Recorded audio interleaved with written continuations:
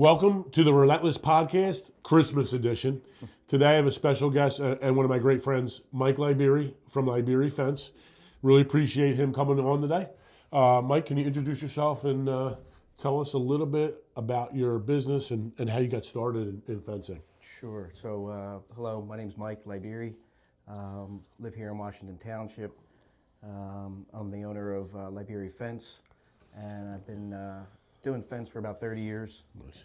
That's for you, by the way. I love it. Started out working for my father, who has a fence company in Pennsylvania called Cavalier Steel and Fence. He's still at it, God bless him. My brother works for him now, and my brother's son, my nephew, is there now too. Took a lot of things that I learned from my working with my father when I went on my own, and still apply them today. And I still call on him once in a while, for advice, because he's been in business for so long. So it's nice to have that. But yeah, so we're going on 10 years for Liberi Fence,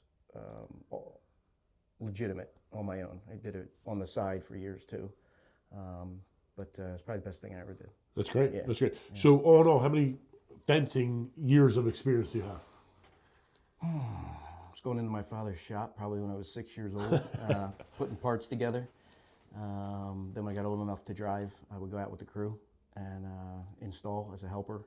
Then eventually became the foreman of the crew and did that for a long time. I would say somewhere between 30 years, 35 years, somewhere in there. That's amazing. Yeah. That's amazing. So you worked your way from the bottom all the way up to, the goal of, ownership. Yeah, never was given anything. My father gave me a job, but I'm grateful for that.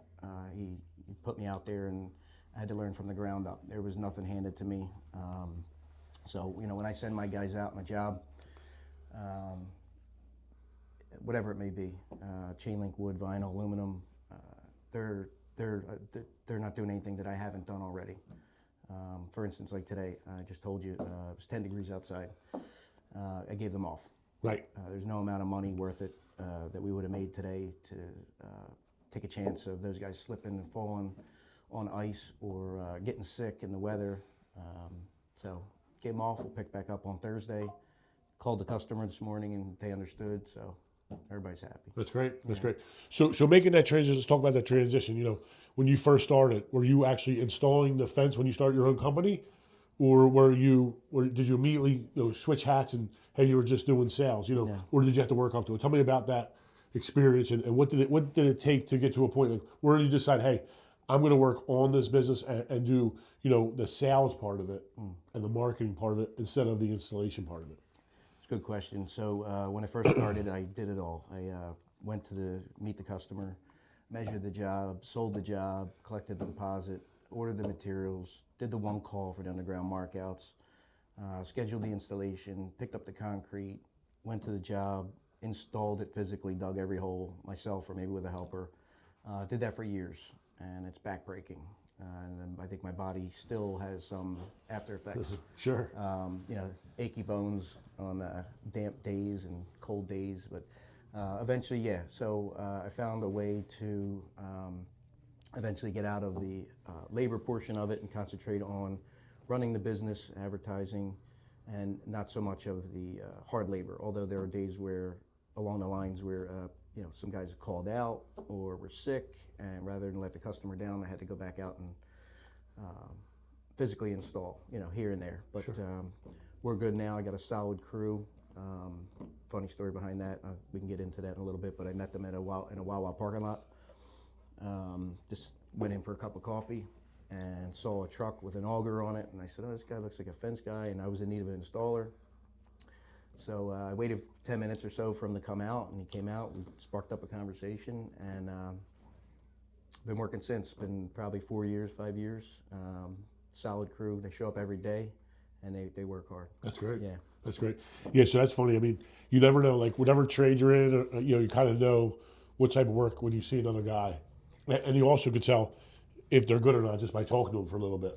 I knew this guy was good because his truck was clean. Yep. And when you see a fence truck, they're usually filthy, dirty, unorganized, stuff thrown in the back. And I could just tell this guy, at the end of each day, he cleared out his truck to get ready for the next day. And a lot of guys don't do that. So I was like, I think this guy, we're going to get along.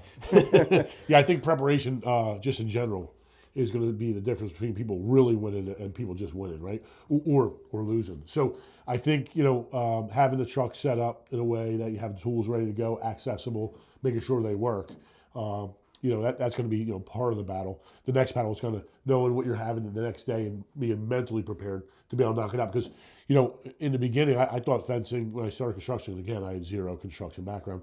You just put up these posts and put the fence up. And I go out there and I see some of these guys in these jobs. I'm like, the fence is all over the place. You know what I mean? And then I look at, your jobs and everything is perfect. Like you make sure everything is perfect before you're out of there. Customer has any kind of questions or concerns, you address them right away. If there's ever an issue, you take care of it right away. So that's the most important part. It's worth more than anything. So I think, some of the viewers on here, I want them to know, there is a difference between a real fence company and like a handyman service doing the fence. It's a big difference. So if you're going to put the money out for the material's expensive. And over the past couple of years, I feel like it's almost doubled. It's going up and down. It's fluctuated with the economy, and so if it's a petroleum-based product like polyvinyl chloride PVC, that has gone up, and then it's kind of come down, and then cedar fencing has gone up and stayed up. It's actually more than vinyl right now. Yeah. Cedar's beautiful. I mean, it's definitely gorgeous. It is, and I still have customers who want it and ask for it. And sometimes they'll even call me after I did a job for them 30 years ago, and they'll say, "Hey, we're ready for another wood fence." And I'm like, "You want to do some vinyl?" And they're like, "No, we love the wood." Yeah. And then they joke around. They say, "Well, this is the last time we're going to do it because we're 75 years old. So if it lasts another 30 years, they joke around. They're like, "We're not going to be here next time. It needs another fence." But going back to what you were saying about the tools and stuff like that, there were years ago in the beginning when I was, starting out, I would be, at the end of the workday, as tired as you were, you should go to bed and get some sleep is the thought process. But I would be up making a list for the next day. If I had a job going in, I would say, string lines, levels, hammer, core drill, if we're going through concrete. I would make a list of everything I needed for the next day, so that when I woke up in the morning at 4 a.m., hammer down my coffee or whatever, go out, I would load the truck and go right down that list and scratch off as I put it in the truck. So when I got to the job, there were no showstoppers. We'd be able to complete the job without, having to leave, go all, Home Depot, go here, get this, get that. Everything was ready to go. Oh yeah. So being prepared is huge. And there are even times where, and my wife will attest to this, I would be on the couch, this is in the early 90s, handwriting my invoices, 8 o'clock, 9 o'clock at night. And I would start falling asleep. That pen starts to push you out? I start falling asleep while I was writing them out. Yeah, yeah. So, as obviously you've been doing fence a long time. What has evolved as far as materials? Like, what materials offerings are there? What are some of the pros and cons of each material? And then where do they fall in cost-wise? So if you're saying like the most expensive is X, what would that be? Work your way down, and tell me what the most popular is. So I would say more economical these days would be a chain link fence. Okay. Of course, it's commercialized looking. If you go 6-foot high chain link, it can look like, I hate to say the word, like prison, but it's very commercial looking. But on some applications for some customers, it works. Sure. Especially if it's like a dog run or something like that. Could always do post and rail fence, or I call it horse fence, where it has 3 horizontal rails. It's pressure treated or cedar, and if you have to keep dogs or not cats so much because they can jump over, but you can put the mesh on there, keep them out. That would be your next step. Is that up. on wood? Yeah, okay. Yeah, that's cedar or pressure treated wood. After that, you get into aluminum. Black aluminum comes in other colors. A little hard to get in other colors now. They kind of discontinued some of the colors, but I'm a big fan of it because you can pick it up with one hand. We install it's nice and light. Then you get into your vinyl products. As far as up and coming things, they have a lot of vinyl products now that look like wood grain, where they're like walnut colored or cypress, cedar. They even have some gray stuff in there. They call them driftwood. There's a whole spectrum of colors that I'm excited to install because we do white vinyl every day. After a while, you take pictures of the white vinyl, same old, same old. Sure. Like you like to create Yeah, something new. something different, and when you do the same thing every day, not that it gets boring, but it's the same. Right. So when you get to do something like that has like a nice color tone to it, you stand back and you look at it and you go, I did that. And you put your lawn sign out front, so everybody else knows you did Sure. it. Oh yeah. And I have a little OCD I do. with a touch of ADD, which I've actually used to kind of help me in my business. Yeah. I don't get hyper-focused on one thing, because that's never good as a business owner. You kind of have to be a little all over the place. Sure. Which I've actually heard people say about you. All the time. I've heard them say it about me. And All the time. that Mike Liberi is all over the place. But in business you have to be. If you're just doing one thing, you're only going to get that one thing done. But in business, you have to multitask times 1,000. Sure. Which is good because you can get a lot done, from order materials, dealing with employees, advertising, many different things. Yeah. Yeah. So going back to the chain link. Yeah. What about just thinking outside the box? Do they make like a black chain link? They do. They call it a one-color system. So your post, your fittings, your fabric, your top rail, everything's all black. They used to have green, which was in stock. I think they've not discontinued it, but you can special order it. Right. Take a little while to get, but it is aesthetically a little more pleasing than the silver galvanized. Got it. Yeah. The black's a little softer on the eyes, so we've been doing some of that too. Sure. That's about 20% more than silver galvanized. Got it. Got it. So what's the finish on it? Is it like a paint or?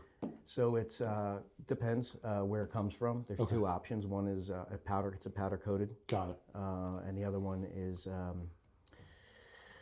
it's a bonded extruded vinyl over top of the metal. Wow. Yeah. Got it. Wow. Yeah. That's great. I think that's awesome. So now, your business day-to-day operation, how does the whole process work? How did you come up with the process? What does that look like from the customer? The customer finds your number. I mean, you're a referral because everyone knows you in the area. But when someone finds you, what's the best way for them to get a hold of you? And how's that look? Usually, for me, it's a phone call. Got it. I like to have a conversation with my customers, feel them out, see what they need, listen to them. Every once in a while, you get a customer who wants to do back and forth emails. I can't really get a feel for them. You know what I mean? Right. Without naming any names, I had a guy last week. I could show you the text. I think I may have shown you the text message. He wanted me to come out to his house. He wouldn't give me his phone number.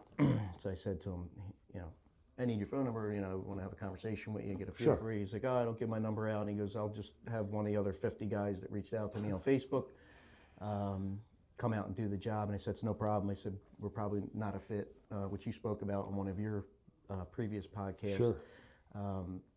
You're not always a fit with a customer. It's just a reality. I provide a service, and if it requires us to have a phone call and a discussion, That's right. That's right. between a business owner and a potential client, that's what I need. If you're not willing to give it your phone number, then we're not compatible. Oh yeah, because I feel you're more personable. You're a family-owned business. We're not this big corporate thing where, hey, you can go back and forth with email, no problem at all. Yeah. You're a relationship builder, and you build long-lasting relationships, even with your jobs. And the reason, I like to be able to talk to the customer because, again, you don't know who they are or what they're about. Why waste the time? Because time is money on their side and yours. And if you know they're not a good fit right from the beginning and you felt it out and you've been doing it for such a long time where you can figure out those red flaggers, you might as well just cut it loose at the start. Don't waste your time. Yeah, it's just, especially someone saying 50 other guys. I tell people all the time that if you got, 10 other people you're getting estimates from, don't even call me. Yeah. I don't even want you. No. Because we're not the same. I hate to say it, we're not the same. Yeah, and customers sometimes will only shop price. Right. And they're doing themselves no justice. It's not about just price. You should be shopping so many other aspects. Correct. They should be almost interviewing me. Like you said, what is your history and your experience? How long you been doing this? Right. Do you have photos of jobs you did? And, I tried to figure out the math the other day, and if I did 200 jobs a year over the last 30 years, I mean, you're talking thousands and thousands of jobs. And I'm not saying I know everything, because once you think you know everything, you're done right there. I like to learn something new every day. Definitely. But it's it's just one of those things where sometimes that customer is just not somebody you want to get involved with. You know, it's not worth chasing. Because I'm not going to go to someone's house randomly without some kind of worksheet, phone number, name. Sure. Like, I need a little info. Yeah, if you're already starting without the right. We got off to the wrong start. Yeah, right you're off away, to the race with no goal in mind, and it's never going to work out. And I think I've been there like a million times where I walked in the house and the guy said, "All right, give me your pitch." As soon as he said, "I'm like pitch." I don't know about a pitch. I'm going to tell you what I'm going to do and what the price is. There's no pitch. I'm not going to sit here and high pressure sales. I don't care. You don't want me. No big deal. There's 15 other people that do. And I want to spend my time finding the right customer, not just someone that wants the best number. Because again, the best number is not like you're buying, something fixed, like a fixed object. Like you're not just buying a fence. You're buying a fence with a warranty, with a professional installation. You're buying a Liberi fence. Exactly. You're getting more than just a fence. That's right. Yeah, you're getting my personal cell phone. If you have to, nothing's perfect. So if your gate comes out of alignment or something moves, because stuff does happen. Sure. You call me. We're there. We're fixing it. We're not running from it. We're not, telling you your warranty's up. I've been known to fix stuff way out of warranty just to save, my reputation. Oh yeah.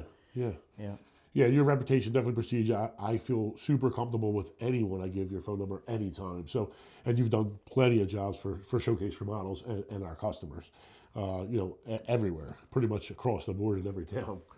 So I do appreciate you. You're quick. You're in and out, and no BS. Just get it done and get it done how I want it. Yeah, and our goal is not to just do one job for you. It's to do a long-lasting working relationship. I get calls for some people. They have a brand new fence installed, and I go out there and there's still dirt around the post, and I say, "Why don't you call the company that just did the job?" I said, "It looks brand new." They said they're not coming out. They're not fixing anything, and I felt bad for them. I said, now they gotta pay me to fix it. Sure. And I'm not going to mention any names, but there are some companies out there who beat my price, $300 here, $500 there, whatever the number is. Yeah. But it's just not. It's hard to tell a customer this, but it's not about what you pay. It's about what you get for your money. You work hard for your money. So if you want to save $300 and you want to have problems, that's up to you. I can't force you to go for the higher estimate. Everybody thinks the cheaper estimate's the way to go. Not everybody. I think no, people that know a good price, or maybe they had a bad experience in the past because they went with the cheapest price. Yeah. You know what I mean? Those are the people that kind of get it, because I don't feel like they teach it. What they teach is we got to get the best price. I'll go to this store, go to that store. We buy a product, we take it home. That's it. It's totally different when you're doing a home improvement, dealing with a home improvement contractor, something that provides a service and it needs an installation that's professional or not. Because again, you got people that do it every day, and you got people do it every once in a while. I want somebody, if I'm gonna put my money out, that does it every day, specializes in that. That's why I try to tell everyone, hey, especially with like fencing, some of those specialty trades, you have to go with someone that does it every day, because if not, you're gonna have nightmares. Yeah, it's about value. It's not always about the bottom line. Right. Anybody can get a post hole digger and try to put up a fence. I've seen people try to do it.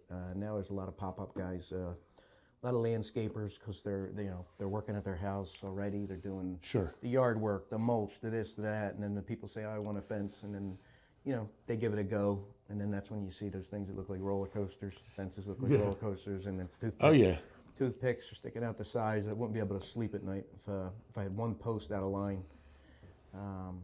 But yeah, so it's something, there's competition out there. So I just got to concentrate on what we're doing and make sure that every job we do is perfect, and keep on doing our thing. Definitely. The other thing I like is you keep everything simple, right? You keep it very practical, easy. Even though you started to institute some kind of technology. Talk to me, because when I first met you, I'm like, oh my God, how do you do that? Well, listen, I know Diamond M, the guy's in his 90s, like 95, 98. That guy still does handwritten, everything handwritten. That's where you were at, and I'm like, hey, try this thing out. Tell me how technology's, well, I know it's here, but how's it kind of evolving, and tell me, what you're looking to do with that and how it's helped you. So, I'm a bit old-fashioned. I was handwriting estimates. I was snail mailing them with stamps to my customers. Love it. And then eventually I got a little more technology advanced, let's call it, Yeah, and I was scanning it, and I was able to attach it into an email and then send it to the customer, and then they would sign it and then scan it and send it back to me. That's great. And then I met Sam, and he put me onto a software program that I was very hesitant to get into, but I'm glad I did, because it's changed everything. I can write an estimate in minutes, email it over to customer, they can sign it electronically, they can put a deposit down right online with credit card. Yep. There's also a link on there for financing, which has helped me gain a few jobs that I probably wouldn't have got. Sure. So yeah, I owe that to you. That was a game changer. And then yeah, even at the end of the project, you can see what the customer owes. That's right. Send them an invoice. They can pay it online again, and you get your money quick. It really has changed things. So,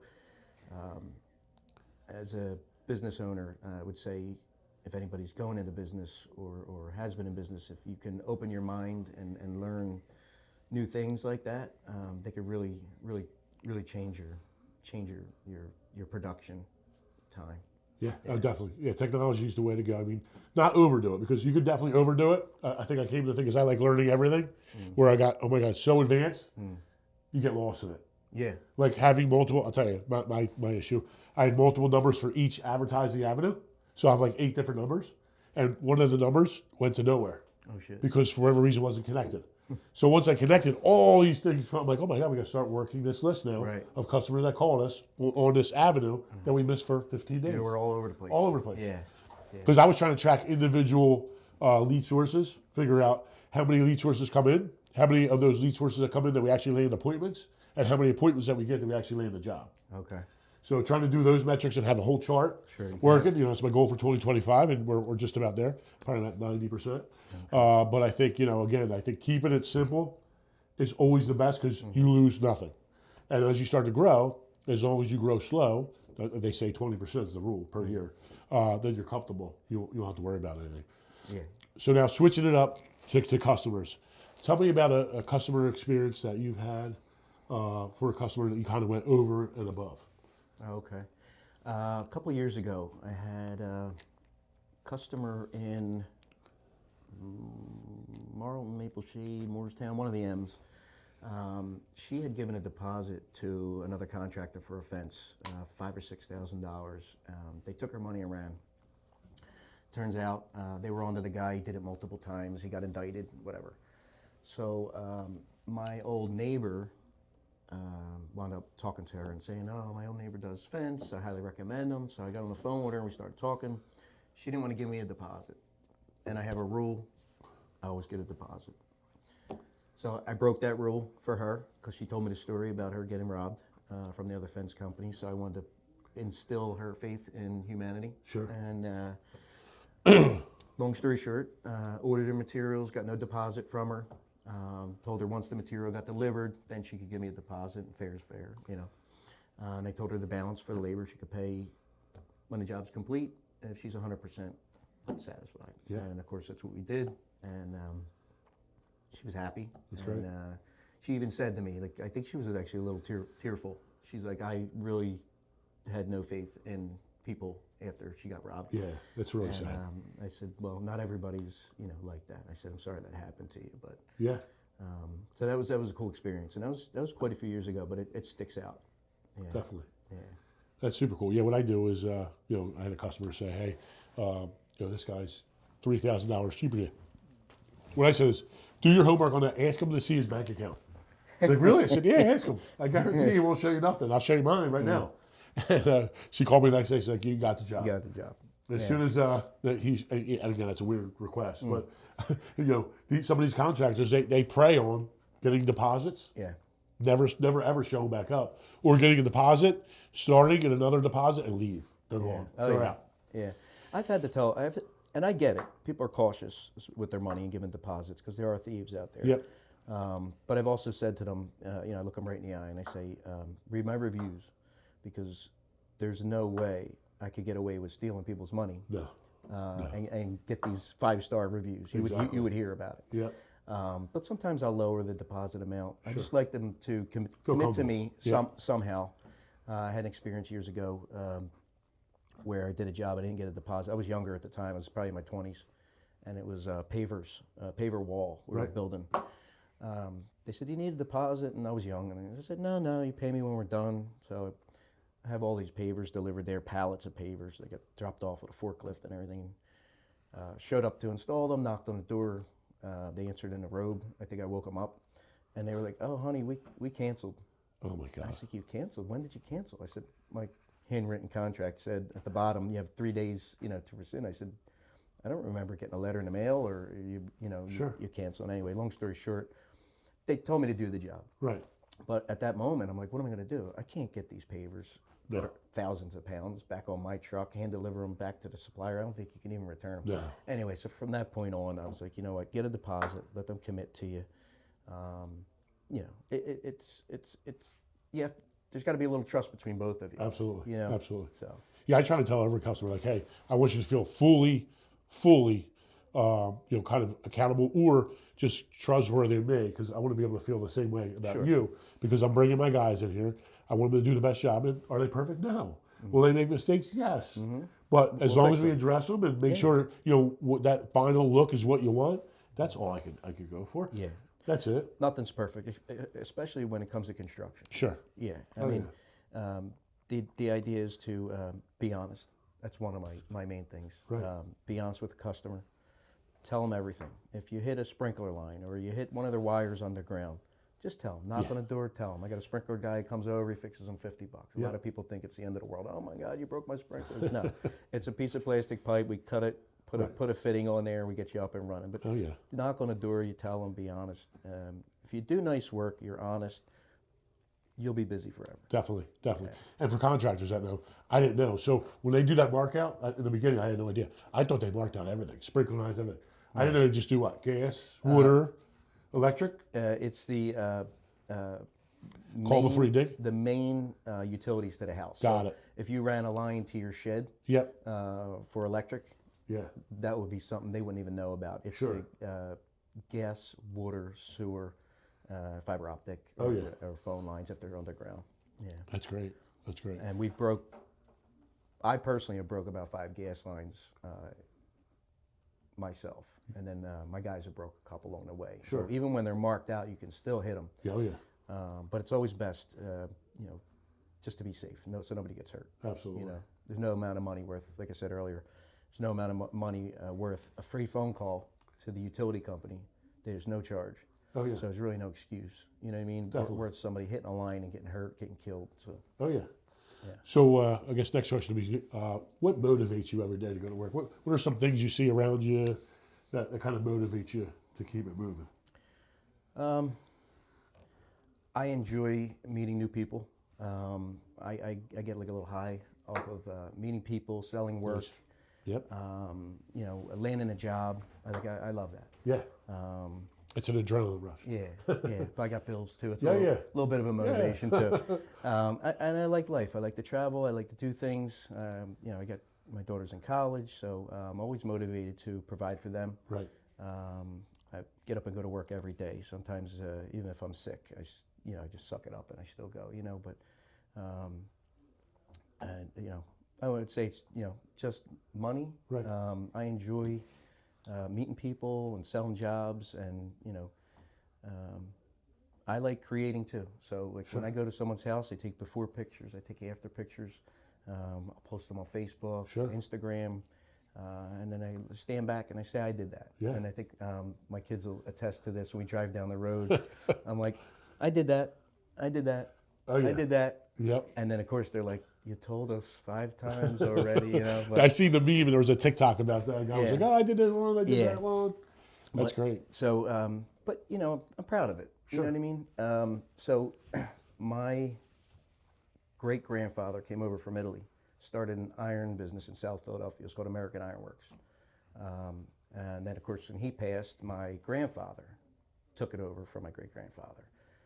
Still today, some of their structures, structural steel, fire escapes, iron doors, are still standing around the city today. That's amazing. Yeah. That's awesome, actually. Yeah, and my father worked for my grandfather and then kind of rolled out on his own and he had Cavalier Steel and Fence, which is ironwork and fence.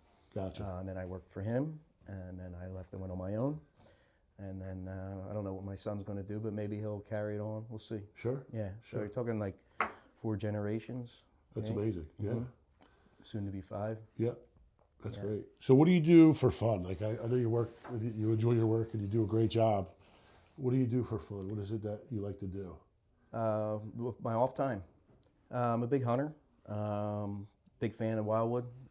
Hanging out with you guys on the weekends with the wave runners in the summer. Definitely. Going to my son's basketball games. I don't miss them.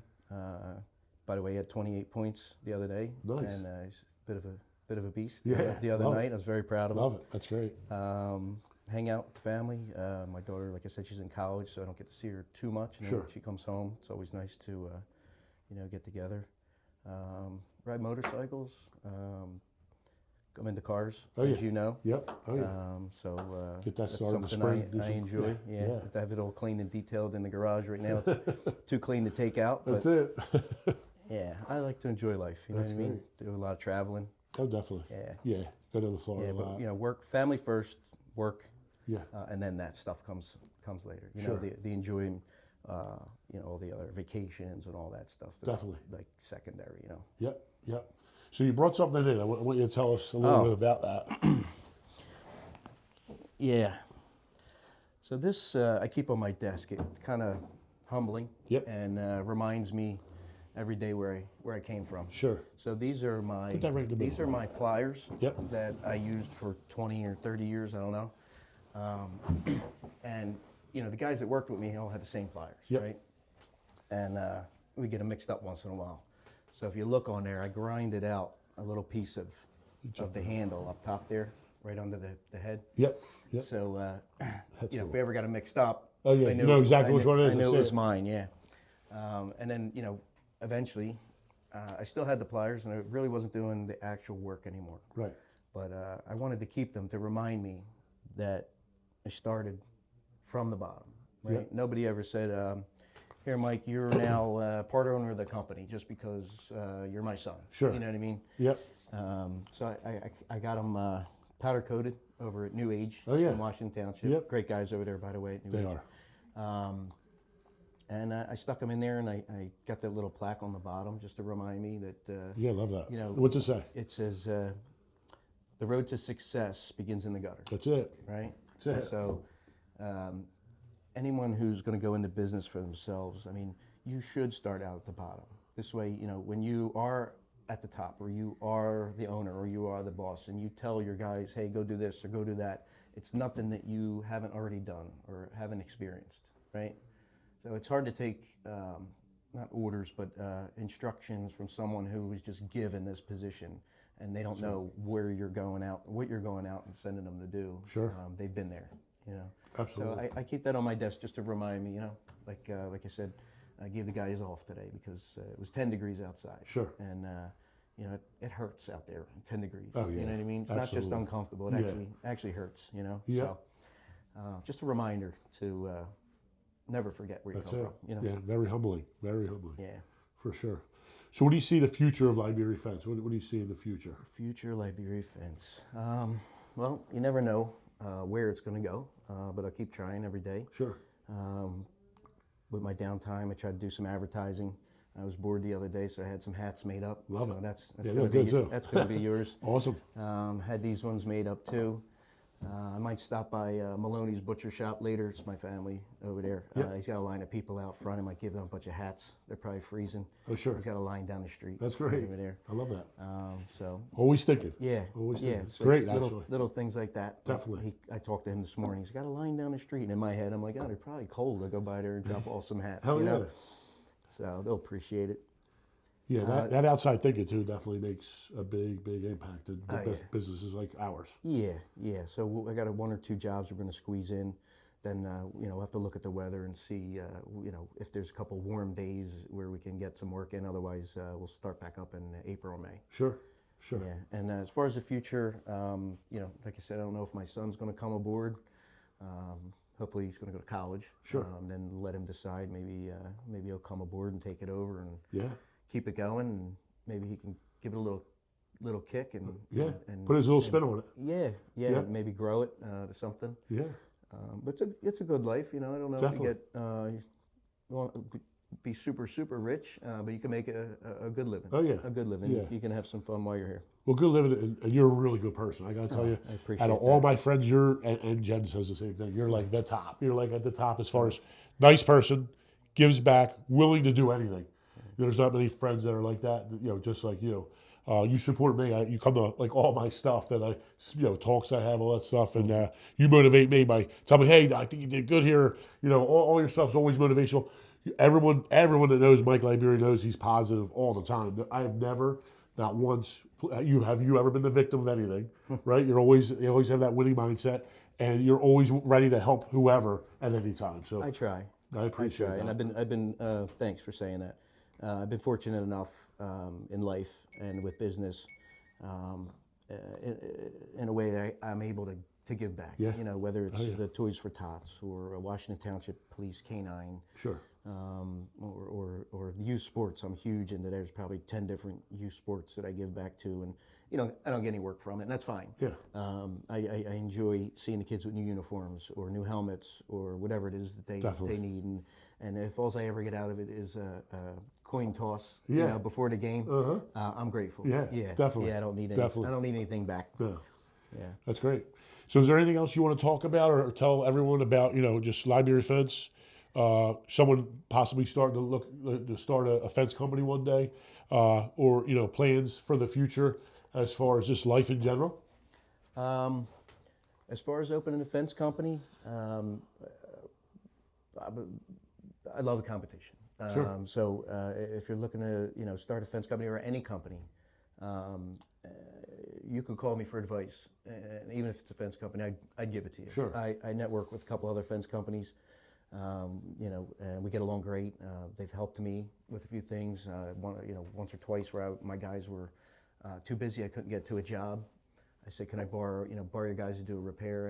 And we did. We swapped. Sure. And he helped me, and I helped him. That's great. And I've had other guys who said, "No, I don't want to talk to you." Yeah. And I'm like, "All right, that's fine. There's plenty of work for everybody." You know what I mean? If Sure.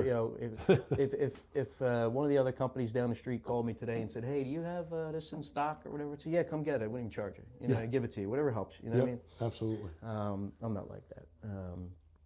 But one thing I would say if you're going into business for yourself is don't think you're going to start a business just because you want to be, set your own schedule or have free time to do anything, because it's a full-time job. That's right. In the beginning, 40 hours was part-time. You know what I mean? Oh, yeah. 80 to 100. There was times where I was, you would do the work and people would only see, whatever, he's got a fence company, he's cutting lawns. I started cutting lawns years ago. But after we were done work, I would go and I would take the equipment and lift it up and drain the oil and clean everything out from under it and grease this fitting, grease that fitting, till dark. And then I would go home and fall asleep, right in the invoices. Oh, yeah. And nobody saw any of that. No. It's like.